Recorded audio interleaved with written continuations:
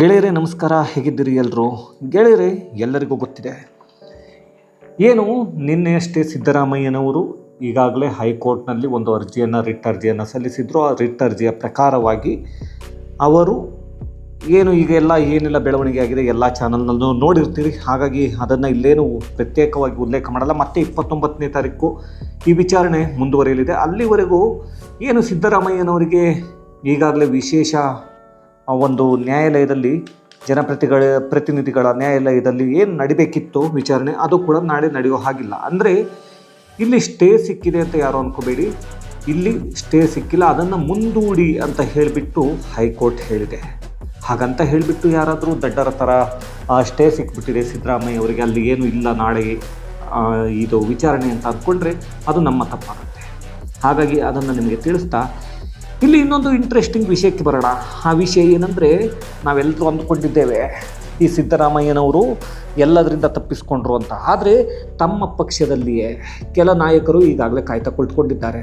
ಅದೇನೆಂದರೆ, ನಮಗೆಲ್ಲರಿಗೂ ಗೊತ್ತಿದೆ, ಮೊದಲು ಸಿದ್ದರಾಮಯ್ಯನವರು ಈ ವಿಷಯ ಬಂದಾಗ ಏನು ರಾಜ್ಯಪಾಲರು ಕೇಳಿದ್ರು, ನಿಮ್ಮ ವಿರುದ್ಧ ಯಾಕೆ ಪ್ರಾಸಿಕ್ಯೂಷನ್ಗೆ ಕೊಡಬಾರ್ದು ಅಂತ ಹೇಳಿದಾಗ ಆ ಸಮಯದಲ್ಲಿ ಹೋಗಿ ಇವರು ಮೊದಲು ಮೀಟ್ ಮಾಡಿದ್ದು, ಅಂದರೆ ಮೊದಲು ದೆಹಲಿಗೆ ಹೋಗಿ ಮಾತನಾಡಿಸಿದ್ದು ಸೋನಿಯಾ ಗಾಂಧಿಯವರನ್ನು. ಆ ಸೋನಿಯಾ ಗಾಂಧಿಯವರನ್ನು ಮಾತನಾಡಿಸಿದ್ದಂತಹ ಸಂದರ್ಭದಲ್ಲೇ ಬಹಳಷ್ಟು ವಿಷಯಗಳು ಹೊರಗೆ ಬಂದಿತ್ತು. ಅದೇನು ಅಂತ ನೋಡೋದಾದರೆ, ಸೋನಿಯಾ ಗಾಂಧಿಯವರು ಅಂದಿಗೆ ಹೇಳಿದ್ದರು, ಏನಾದರೂ ನೀವು ರಾಜೀನಾಮೆ ಕೊಡುವಂತಹ ಪರಿಸ್ಥಿತಿ ಬಂದರೆ ಅದಕ್ಕೆ ತಯಾರಾಗಿರಿ. ಹಾಗೆಯೇ ಅದರ ಜೊತೆಗೆ ನಿಮಗೆ ಕೆಲವೊಂದು ವಿಷಯಗಳನ್ನ ಹೇಳ್ತೇವೆ. ಯಾಕೆಂದರೆ ಈಗ ಎಲ್ಲರಿಗೂ ಗೊತ್ತಿತ್ತು, ಇಷ್ಟು ವರ್ಷ ಮಲ್ಲಿಕಾರ್ಜುನ ಖರ್ಗೆಯವರು ಹಿಂದುಳಿದ ನಾಯಕ ಕೂಡ ಹೌದು, ಇಷ್ಟು ವರ್ಷ ಪಕ್ಷಕ್ಕಾಗಿ ದುಡಿದಿದ್ದಾರೆ. ಅಂತಹ ಸಂದರ್ಭ ಬಂದರೆ ಮಲ್ಲಿಕಾರ್ಜುನ ಖರ್ಗೆ ಅವರನ್ನು ನಿಮ್ಮ ಜಾಗದಲ್ಲಿ CM ಮಾಡೋಣ ಅಂತ ಹೇಳಿದರು. ಅದಕ್ಕೆ ಸಿದ್ದರಾಮಯ್ಯನವರು ಕೂಡ ಓಕೆ ಅಂತ ಹೇಳಿದರು. ಈ ಒಂದು ಮಾತು ಬರುವುದಕ್ಕೆ ಮುಂಚೆ ಮಲ್ಲಿಕಾರ್ಜುನ ಖರ್ಗೆ ಆಗಿರಬಹುದು, ಏನು ಅಧ್ಯಕ್ಷರಾಗಿದ್ದಾರೆ ಮಲ್ಲಿಕಾರ್ಜುನ ಖರ್ಗೆ, ಜೊತೆಗೆ ರಾಹುಲ್ ಗಾಂಧಿ ಆಗಿರಬಹುದು, ಎಲ್ಲರೂ ಕೂಡ ಬಹಳಷ್ಟು ಮಾತಾಡಿದರು. ಎಲ್ಲಿ? ರಾಷ್ಟ್ರ ಮಟ್ಟದ ಕಾಂಗ್ರೆಸ್ ಪಕ್ಷದಲ್ಲಿ. ಅದಾದ ನಂತರ ಈ AICCನಲ್ಲಿ ರಾಷ್ಟ್ರ ಮಟ್ಟದಲ್ಲಿ ಮಾತಾಡೋರೇ ಇಲ್ದಂಗೆ ಆಗೋದ್ರು. ಯಾಕೆ, ಏನಾಯಿತು ಅಂದರೆ, ಯಾವಾಗ ರಾಜಕಾರಣದಲ್ಲಿ ಮುಖ್ಯಮಂತ್ರಿಗೆ ಇವರ ಹೆಸರನ್ನು, ಮಲ್ಲಿಕಾರ್ಜುನ ಖರ್ಗೆ ಅವರ ಹೆಸರನ್ನು ತಗೊಂಡು ಬಂದರು, ಮಲ್ಲಿಕಾರ್ಜುನ ಖರ್ಗೆ ಅವರು ಎಲ್ಲೋ ಒಂದು ಕಡೆ ನಾನು ಒಂದು ಕೈ ನೋಡೋಣ ಅನ್ನೋ ಯೋಚನೆಗೆ ಬಂದ ಹಾಗೆ ಕಾಣಿಸ್ತಾ ಇದೆ. ಅದಾದ ನಂತರ ರಾಜ್ಯಪಾಲರು ಪ್ರಾಸಿಕ್ಯೂಷನ್ಗೆ ಕೊಡ್ತಾರೆ. ಇಲ್ಲಿ ರಾಜ್ಯಾದ್ಯಂತ ರಾಜ್ಯದಲ್ಲಿ ಇರುವಂತಹ ಪ್ರತಿಯೊಬ್ಬ MLAಗಳು ಕೂಡ ಹೇಳ್ತಿರುವಂಥದ್ದು ಸಿಂಪಲ್, ನಾವು ಸಿದ್ದರಾಮಯ್ಯನವರ ಪರವಾಗಿದ್ದೇವೆ, ಇಲ್ಲಿ ರಾಜ್ಯಪಾಲರೇ ತಪ್ಪನ್ನು ಮಾಡಿದ್ದಾರೆ. ಗೊತ್ತಿಲ್ಲ, ಅದು ಕೋರ್ಟ್ನಲ್ಲಿ ಡಿಸೈಡ್ ಆಗಬೇಕು. ಅದನ್ನು ನಾನು ಹೇಳೋದಕ್ಕೂ ಯಾರೂ ಅಲ್ಲ, ಯಾವುದೋ MLA ಯಾವುದೋ ಮಂತ್ರಿ ಹೇಳೋದಕ್ಕೂ ಅವ್ರಿಗೆ ಯಾವ ರೈಟ್ಸ್ ಕೂಡ ಇಲ್ಲ. ಇದರ ಕೋರ್ಟ್ನಲ್ಲಿ ಜಡ್ಜ್ಮೆಂಟ್ ಬರುವಾಗ ನ್ಯಾಯಾಂಗದ ಮುಂದೆ ಎಲ್ಲರೂ ಚಿಕ್ಕವರೇ ತಲೆಬಾಗಬೇಕು. ಇದನ್ನು ತಿಳಿದುಕೊಳ್ಳಿ. ಯಾವುದೇ ಮಂತ್ರಿ ಆಗಲಿ, ಯಾವುದೇ MLA ಆಗಲಿ, ಮಾತನಾಡುವ ನೈತಿಕತೆ ಇದೆಯಲ್ವೋ ನನಗೆ ಗೊತ್ತಿಲ್ಲ. ಯಾಕೆಂದರೆ ಇಂದಿನ ಪರಿಸ್ಥಿತಿಗಳು ನೋಡ್ತಾ ಇದ್ದರೆ, ಕೆಲವೊಂದು ರಸ್ತೆಗಳನ್ನ ನೋಡಿದರೆ, ಕೆಲವೊಂದು ಜನರಿಗೆ ಸಿಗ್ತಿದ್ದಂಥ ಸವಲತ್ತುಗಳನ್ನ ಇವತ್ತು ಕಿತ್ಕೊಂಡಿರೋದು, ಇನ್ನು ಕೆಲವೊಂದು ರೇಟ್ಗಳನ್ನ ರೈಸ್ ಮಾಡಿಬಿಟ್ಟು, ಜಾಸ್ತಿ ಮಾಡಿಬಿಟ್ಟು, ಇವತ್ತು ನಾವು ಕೆಲವೊಂದನ್ನು ಚೆಕ್ ಮಾಡ್ತೀವಿ ಅಂತ ಹೇಳಿಬಿಟ್ಟು ಗ್ಯಾರಂಟಿಗಳನ್ನ ಘೋಷಣೆ ಮಾಡಿದ್ದನ್ನು ನಿಲ್ಲಿಸ್ತಿರೋವಂಥದ್ದು. ಓಕೆ, ಅದೆಲ್ಲ ನಾವು ಸೈಡಿಗೆ ಇಡೋಣ. ಅದನ್ನು ಪಕ್ಕಕ್ಕಿಟ್ಟು ಬದಿಗಿಟ್ಟು ನೋಡೋದಾದರೆ, ಇಲ್ಲಿ DK ಶಿವಕುಮಾರ್ ಅವರು CM ಆಗಬಾರ್ದು, ಅದು ಸಿದ್ದರಾಮಯ್ಯನವರ ಅವತ್ತಿನಿಂದ ಇರುವಂತಹ ಕನಸು. ಅದು ಯಾಕೆ ಅಂತ ನಮಗೆ ಗೊತ್ತಿಲ್ಲ, ಯಾಕೆಂದರೆ ಸಿದ್ದರಾಮಯ್ಯನವರು ಅದನ್ನು ಎಲ್ಲರೂ ಬಾಯಿಬಿಟ್ಟು ಹೇಳಿಲ್ಲ. ಇದಾದ ನಂತರ ಮುಂದೆ ಹೋಗಿ ನೋಡೋದಾದರೆ ನಾವು ಇನ್ನೂ ಒಂದು ಕಡೆ, ಈಗ ಸಿದ್ದರಾಮಯ್ಯನವರ ಜೊತೆಗಿರುವವರು ಬಹಳಷ್ಟು ಜನ DK ಶಿವಕುಮಾರ್ ಆದರೆ ಸಪೋರ್ಟ್ ಮಾಡ್ತಾರೆ ಇಲ್ಲವೋ ಗೊತ್ತಿಲ್ಲ. ಹಾಗಾಗಿ ಮಲ್ಲಿಕಾರ್ಜುನ ಖರ್ಗೆ ಅಂದರೆ ಎಲ್ಲರೂ ಒಪ್ಪಿಕೊಳ್ತಾರೆ ಅನ್ನೋದು ಹೈಕಮಾಂಡ್ನ ನಿರ್ಧಾರ. ಹಾಗಾಗಿಯೇ ಸಿದ್ದರಾಮಯ್ಯನವರು ಅದಕ್ಕೆ ಒಪ್ಪಿಕೊಂಡಿದ್ದಾರೆ ಅಂತಕ್ಕಂತಹ ಮಾಹಿತಿಗಳು ನಮಗೆ ದೊರೆತಿದೆ. ಅದರ ಜೊತೆಗೆ ಇನ್ನೂ ಒಂದು ಕಡೆ ನಾವು ಯೋಚನೆ ಮಾಡಬೇಕಾಗತ್ತೆ.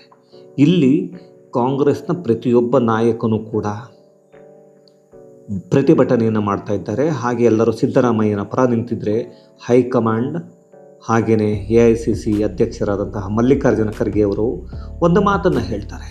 ಆ ಮಾತೇನೆಂದರೆ, ಎಲ್ಲರಿಗೂ ರಾಜ್ಯಪಾಲರು ಪ್ರಾಸಿಕ್ಯೂಷನ್ಗೆ ಕೊಟ್ಟಿರುವುದರ ಬಗ್ಗೆ ನಾನು ಏನನ್ನು ಮಾತನಾಡುವುದಿಲ್ಲ. ಯಾಕೆ ಮಾತನಾಡಲ್ಲ? ಹಾಗಾದರೆ ಇವರನ್ನು ಮುಖ್ಯಮಂತ್ರಿ ಮಾಡ್ತೇವೆ ಅಂತ ಹೇಳಿಬಿಟ್ಟು ಸೋನಿಯಾ ಗಾಂಧಿ ಮಾಡೋಣ ಅಂತ ಹೇಳುವುದಕ್ಕೆ ಮುಂಚೆ ಮಾತಾಡಿದ್ರಿ. ರಾಜ್ಯಪಾಲರು ಸರಿ ಇಲ್ಲ, ರಾಜ್ಯಪಾಲರು ಏನನ್ನು ಮಾಡ್ತಾ ಇದ್ದಾರೆ, ಇವರು BJPಯ ಕೈಗೊಂಬೆ ಆಗಿಬಿಟ್ಟಿದ್ದಾರೆ ಅಂತ. ಆದರೆ ಅದಾದ ನಂತರ ಯಾವುದೂ ಇಲ್ಲ, ಮಾತೇ ಇಲ್ಲ. ರಾಜ್ಯಪಾಲರ ಆದೇಶ ಏನಿದೆ ಪ್ರಾಸಿಕ್ಯೂಷನ್ಗೆ ಕೊಟ್ಟಿದ್ದಾರೆ, ಅದರ ಬಗ್ಗೆ ನಾವು ಮಾತಾಡಲ್ಲ ಅಂತ ಹೇಳಿದ್ರು. ಗೊತ್ತಿಲ್ಲ, ಅದು ಏನು ಮಾಡ್ತಾರೋ ಮಾಡಿಕೊಳ್ಳಿ. ಆದರೆ ಒಂದು ಪರಿಸ್ಥಿತಿ ಇದೆ, ಆ ಪರಿಸ್ಥಿತಿಯ ಬಗ್ಗೆ ನಾವೆಲ್ಲರೂ ತಿಳ್ಕೊಳ್ಳೇಬೇಕು. ಗೆಳೆಯರೆ, ನಮಗೆ ಗೊತ್ತಿಲ್ಲದೆ ಇರತಕ್ಕಂತಹ ವಿಷಯಗಳು. ಇವತ್ತು ಕಾಂಗ್ರೆಸ್ಸಿನವರು ಪ್ರತಿಭಟನೆಯನ್ನು ಮಾಡಿದರು. ಹಾಗೆ ರಾಜ್ಯಪಾಲರು ಗೆಹ್ಲೋಟ್ ಅವರ ವಿರುದ್ಧ ಬಾಯಿಗೆ ಬಂದ ಹಾಗೆ ಮಾತನಾಡಿದರು. ಯಾತಕ್ಕೆ ಮಾತನಾಡಿದರು ನನಗೆ ಗೊತ್ತಿಲ್ಲ. ತಾವರ್ ಚಂದ ಗೆಹ್ಲೋಟ್ ಬಗ್ಗೆ ಮಾತನಾಡಿದರು. ಮಾತನಾಡಿದ ನಂತರ ಕೆಲವರು ಹೇಳಿದ್ದು ಒಂದು ವಿಷಯ, ರಾಜ್ಯಪಾಲರಾದಂತಹ ಗೆಹ್ಲೋಟ್ ಕೂಡ ಒಂದು ಹಿಂದುಳಿದ ಸಮುದಾಯದಿಂದ ಬಂದಂತಹವರು, ಅಂತಹವರ ಒಂದು ಬಾಯಿಗೆ ಬಂದ ಹಾಗೆ ಅವರ ಬಗ್ಗೆ ಮಾತಾಡ್ತೀನಿ ಅಂದರೆ ನಿಮ್ಮ ಮೇಲೆ ಕೂಡ ಅಟ್ರಾಸಿಟಿ ಕೇಸನ್ನು ಹಾಕಬೇಕು ಅಂತ ಹೇಳಿಬಿಟ್ಟು ಕೆಲ BJP ನಾಯಕರು ಹೇಳ್ತಾ ಇದ್ದಾರೆ. ಅಂದರೆ ಇಲ್ಲಿ ಯಾರು ಕಾಂಗ್ರೆಸ್ ನಾಯಕರು ಮಾತಾಡ್ತಾ ಇದ್ದಾರಲ್ಲ ಗೆಹ್ಲೋಟ್ ಅವರ ವಿರುದ್ಧ, ಅಂದರೆ ಕಾಂಗ್ರೆಸ್ ಅವರು ಯಾವಾಗಲೂ ಹೇಳ್ತಾರೆ ದಲಿತರನ್ನು ಹಾಗೆ ಮಾತಾಡಬಾರ್ದು, ಹೀಗೆ ಮಾತಾಡಬಾರ್ದು. ಆದರೆ ಗೊತ್ತಿಲ್ಲ. ಆದರೆ ಅದೇ ಸಮುದಾಯದಿಂದ ಬಂದಿರತಕ್ಕಂಥ, ಹಿಂದುಳಿದ ಸಮುದಾಯದಿಂದ ಬಂದಿರತಕ್ಕಂಥ ಈ ಗೆಹ್ಲೋಟ್ ಅವರ ಬಗ್ಗೆ, ರಾಜ್ಯಪಾಲರ ಬಗ್ಗೆ ನೀವು ಬಾಯಿಗೆ ಬಂದ ಹಾಗೆ ಮಾತಾಡಿದ್ರೆ ನಿಮ್ಮ ಮೇಲೆ ಯಾಕೆ ಅಟ್ರಾಸಿಟಿ ಕೇಸನ್ನು ಇವರ ಮೇಲೆ ಹಾಕಬಾರ್ದು ಅನ್ನೋದನ್ನು ಕೇಳ್ತಾರೆ. ಅದು ಸತ್ಯ ಕೂಡ ಹೌದು. ಆದರೆ ಕಾಂಗ್ರೆಸ್ನ ನಾಯಕರು ಗೊತ್ತಿಲ್ಲ ಎಷ್ಟು ಸರಿ ಅವರ ಕೆಲವೊಂದು ಉಚ್ಚಾರಣೆಗಳು, ಕೆಲವೊಂದು ಪದಗಳನ್ನು ನಾನು ಕೇಳಿದೆ. ಕೆಲವು ಮಿನಿಸ್ಟರ್ಗಳು ಮಾತಾಡಿ ಅವನು ಇವನು ಅಂತ ಮಾತನಾಡ್ತಿರ್ತಕ್ಕಂಥದ್ದು. ಅವನು ಇವನು ಅಂತ ಮಾತನಾಡೋದಕ್ಕೆ ನಿಮಗೆ ರೈಟ್ಸನ್ನು ಕೊಟ್ಟವ್ರು ಯಾವುದೇ ನಾಯಕ ಆಗಿರಲಿ, ಅವನು BJPಲೇ ಇರಲಿ, ಇಲ್ಲ ಅವನು JDSಲ್ಲೇ ಇರಲಿ, ಅವನು ಕಾಂಗ್ರೆಸ್ಸಲ್ಲೇ ಇರಲಿ, ಅವನು ಒಬ್ಬ ಮನುಷ್ಯ ಮೊದಲು. ಅದಾದ ನಂತರ MLA, ಅದಾದ ನಂತರ ಎಲ್ಲವೂ. ಜನರು ಕೊಟ್ಟ ಭಿಕ್ಷೆಯಿಂದ ಬದುಕುತ್ತಿರುವ ರಾಜಕಾರಣಿಗಳು ಮೊದಲಿಗೆ ಇದನ್ನು ಅರ್ಥ ಮಾಡ್ಕೋಬೇಕಾಗುತ್ತೆ. ಆದರೆ ಕೆಲವರು ಅರ್ಥ ಮಾಡಿಕೊಂಡರೂ ನನಗೆ ಏನೂ ಅರ್ಥ ಆಗಿಲ್ಲ ಅನ್ನುವ ರೀತಿಯಲ್ಲಿ ಈ ಒಂದು ಮಂದ ಚರ್ಮವನ್ನು ಇಟ್ಟುಕೊಂಡು, ಕೆಲವೊಮ್ಮೆ ಕಿವಿಡು ಜಾಣತನವನ್ನು ಇಟ್ಕೊಂಡು ಬದುಕ್ತಾ ಇದ್ದಾರೆ. ಆದರೆ ನಾಚಿಕೆ, ಮಾನ ಮರ್ಯಾದೆ, ಹೇಸಿಗೆಯನ್ನು ತಿಂದು ಬದುಕುವ ರಾಜಕಾರಣಿಗಳಿಗೆ ಇದೇನೋ ಹೊಸದಲ್ಲ ಅಂತ ನನಗೆ ಅನಿಸುತ್ತೆ. ಹೊಸದಾಗಿದ್ದರೆ ಇವರು ಯಾರೂ ಈ ರೀತಿ ಮಾತನಾಡ್ತಾ ಇರಲಿಲ್ಲ. ಏಕೆಂದರೆ ಇವರಿಗೆ ಅದು ಅಭ್ಯಾಸ ಆಗಿ ಹೋಗ್ಬಿಟ್ಟಿದೆ, ಕರಗತವಾಗಿದೆ. ಕೊನೆಗೆ ಇವರ ಮಕ್ಕಳನ್ನು ತೆಗೆದುಕೊಂಡು ಕರ್ಕೊಂಡು ಬರ್ತಾ ಇದ್ದಾರಲ್ಲ ಈಗ ರಾಜಕಾರಣಕ್ಕೆ, ಅವರಿಗೂ ಕೂಡ ಇದನ್ನೇ ಹೇಳಿಕೊಟ್ಟಿದ್ದಾರೆ ಯಾವ ಸಮಯದಲ್ಲಿ ಹೇಗಿರಬೇಕು ಅಂತ. ಏಕೆಂದರೆ ಈಗ ಎಲ್ಲ ಪಕ್ಷದಲ್ಲೂ ನಾವು ನೋಡಿದಾಗ ಅದರ ಒಂದು ವಿಷಯವನ್ನು ನಾನು ಮುಂದಿನ ಒಂದು ವಿಡಿಯೋದಲ್ಲಿ ಇಟ್ಕೊಂಡು ಬರ್ತೇನೆ. ಆ ವಿಷಯ ಇಲ್ಲಿ ಬೇಡ. ಹಾಗಾಗಿ ಇಲ್ಲಿ ಸಿದ್ದರಾಮಯ್ಯನವರಿಗೆ ಬೇರೆ ಯಾರೋ ಶತ್ರುಗಳಲ್ಲ. ದುಶ್ಮನ್ ಕಹಾ ಹೈ ಅಂದರೆ ದುಶ್ಮನ್ ಬಗಲ್ ಮೇ ಹೈ ಅಂತ ಹೇಳ್ಬಿಟ್ಟು ಪಕ್ಕದಲ್ಲೇ ಇಟ್ಕೊಂಡಿದ್ದೀರಿ. ಅದು ನಿಮ್ಮ ಹೈಕಮಾಂಡ್ನಲ್ಲಿರ್ತಕ್ಕಂಥ AICC ಅಧ್ಯಕ್ಷರು ಆದಂತಹ ಮಲ್ಲಿಕಾರ್ಜುನ ಖರ್ಗೆ ಅವರೇ ಇವಾಗ ನಿಮಗೆ ಶತ್ರುಗಳು. ಏಕೆಂದರೆ ಇನ್ನೊಂದು ಕಡೆ ಇಲ್ಲಿ ಕೆಲವೊಂದು ಮಾಹಿತಿಗಳು ಬರ್ತಾ ಇದೆ. ಆ ಮಾಹಿತಿಗಳು ಏನಂದರೆ, ಇಲ್ಲಿ BJPಯವರು ಇನ್ನೊಬ್ಬರು ಯಾರು ಇಲ್ಲಿ ಯಾವುದನ್ನು ರೆಡಿ ಮಾಡಿಲ್ಲ. ನಿಮ್ಮ ಪಕ್ಷದಲ್ಲಿರುವ ಒಂದಿಬ್ಬರು ನಾಯಕರು ಯಾರೋ ಅವರೇ ಮಾಡಿರುವಂತಹ ಕೆಲವೊಂದು ಈ ಒಂದು ಏನು ಆರೋಪಗಳಿದೆ ಇದೆಲ್ಲವನ್ನು ಹೊರಕ್ಕೆ ತಂದವರೇ ಅವರು. ನೋಡೋಣ, ಆದರೆ ಸಿದ್ದರಾಮಯ್ಯನ ಅರೆಸ್ಟ್ ಮಾಡಿ ಅಂತ ಚಾಲೆಂಜ್ ಮಾಡಿದ್ರು. ಆದರೆ ತೊಗೊಂಡು ಬಂದು ಡಾಕ್ಯುಮೆಂಟ್ಸ್ನ ಆಚೆಗೆ ಅಂತ ಹೇಳಿದವರು ಅವರೇ. ಯಾರೋ ಅಂತ ಹೇಳಬೇಕಾಗಿಲ್ಲ, DK ಶಿವಕುಮಾರ್ ಅವರು ಈ ಮಾತನ್ನು ಪದೇ ಪದೇ ಹೇಳಿದ್ದಾರೆ. ಅದು ಎಲ್ಲರಿಗೂ ಗೊತ್ತಿದೆ, ಅದು ಮೀಡಿಯಾದಲ್ಲೂ ಕೂಡ ಪ್ರಸಾರ ಆಗಿದೆ. ಹಾಗಾಗಿ ಇದು ನಾವು ತಿಳಿದುಕೊಳ್ಬೇಕಾಗಿರ್ತಕ್ಕಂಥ ವಿಷಯಗಳಿವೆ.